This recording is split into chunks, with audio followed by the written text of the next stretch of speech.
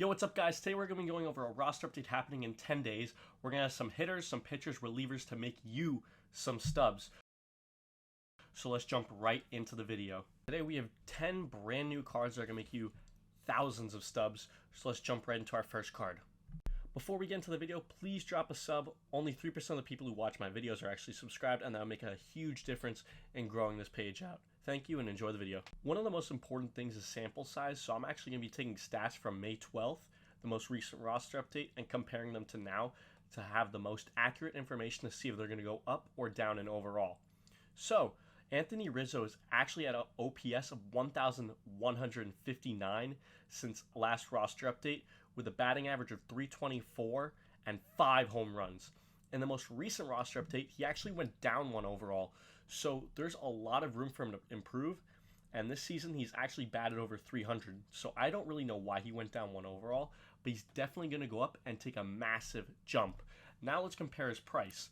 He's sell now 726, so you can scoop this card up for 730 subs, and his quick sell value is only 600, so you make a profit no matter what if he goes up an overall.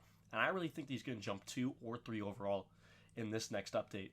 Kevin Kiermaier is a defensive demon, and he has barely any hitting stats. He has a common hitting badge, meaning his batting average at a 318 is insane for what his hitting stats are. Let's even take since May 12th. He has a batting average of 440 with an OPS of 1,162, which is insanely high. In his most recent roster update, he jumped up 2 overalls, and he's trending upwards. So the real decision is his price good enough to buy? And his price is only 90 stubs over quick sell value, so it's automatic profit on any overall jump. But I think he could jump 2 or 3 in this next update, considering so much of his overall is allocated to this fielding, and he's batting 440 since the last roster update and over 300 on the season, so he's definitely taking a massive hitting boost in this next update. Bo Bichette has absolutely mashed the ball this year, but I'd say keep him on your watch list for this update.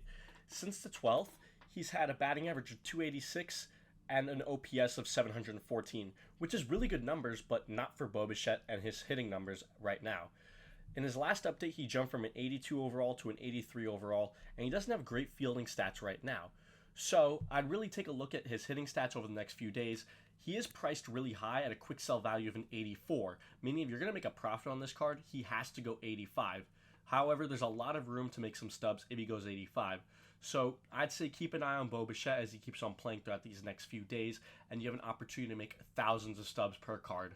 Kyle Farmer is the last hitter I'm recommending for today's roster update, and he's a really sneaky pick. So first, let me talk about his price. He's at a 58 sell now, meaning you can scoop this card up for 9 more stubs than quick sell value. His hitting isn't great, but there's automatic profit on 1 overall, and if he goes up 2, you're actually doubling your stubs right then and there.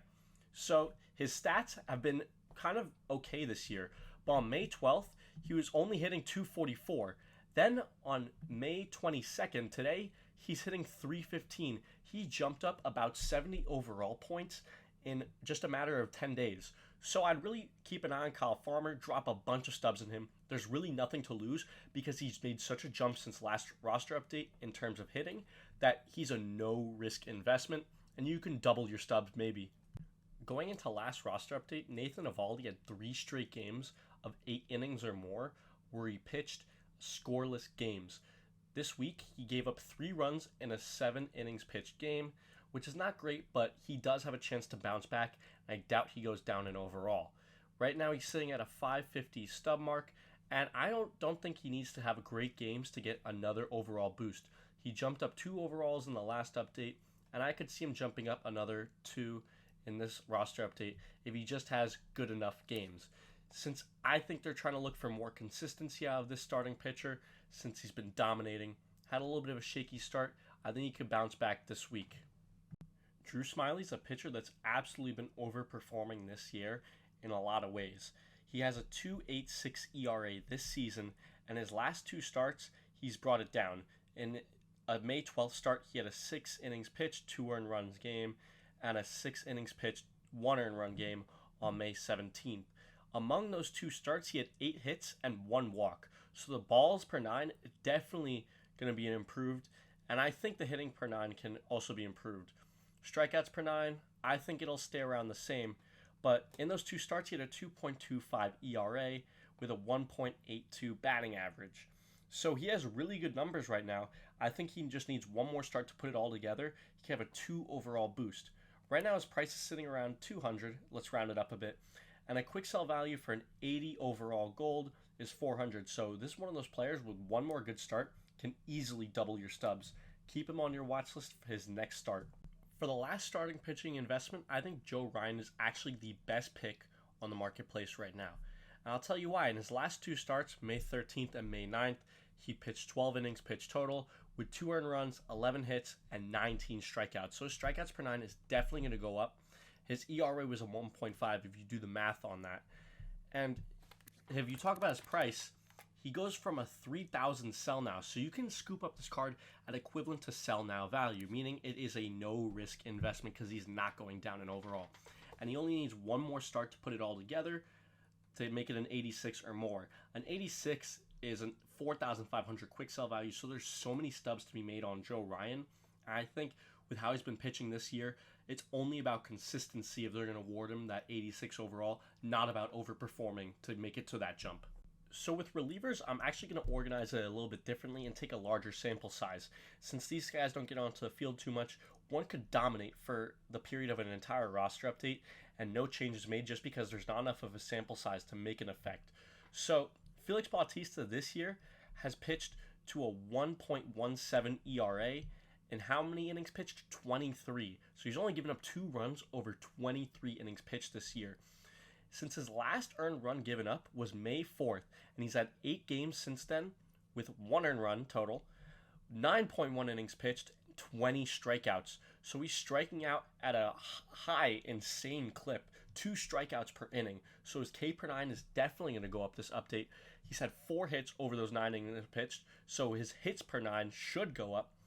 And walks per 9 is only 9, so that probably is going to stay around the same. Might go up a little bit. But he's absolutely dominated hitters since May 4th.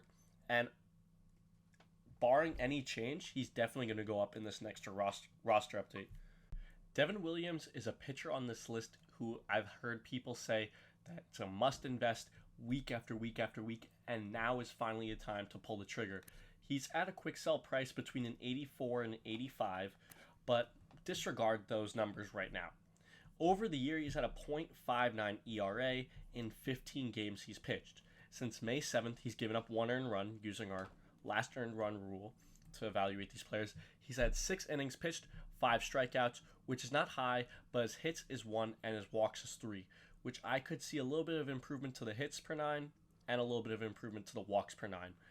He's pitched really good throughout this year and definitely not at the overall of an 83, definitely one of a diamond. But we've now seen enough of a sample size throughout this year that this is definitely the update that they're going to give him a +1 at minimum. So it might be a little bit of a risky investment, but if he keeps on dominating from now to the 22nd of our next update, he'll easily go diamond. It's quite surprising that I have a 77 overall on this list, but Hector Neris has quietly been dominating and nobody's investing in him. His quick sell price is at 115, so he has so many stubs to be made, and if he gets a +3, that's a ×4 stubs, which I think he could definitely get in this update. So let's talk about his stats. Since April 16th, that was the last time he gave up an earned run. He's had 14 innings pitched, 1 earned run, 4 hits over 14 innings pitched, 16 strikeouts, so a really high Ks per 9, more than a strikeout per inning, and he's had a .64 ERA if you do the math on the innings pitched. Really, he's just been dominating, and it's only a matter of time till they give him another boost. If he doesn't give up any earned runs, or maybe even 1, he's definitely going to get a big jump to his overall. And if he gets to a 79, that's going to be a 150 quick sell value. So there's a lot of stubs to be made. The marketplace hasn't really moved on him, so I really do think that even if he doesn't go up in overall, you could definitely catch a sale at the very end of the roster update and get him rid then. Thank you so much for watching the video, and if you enjoyed, please drop a like and a sub. It'll really help me out, and enjoy.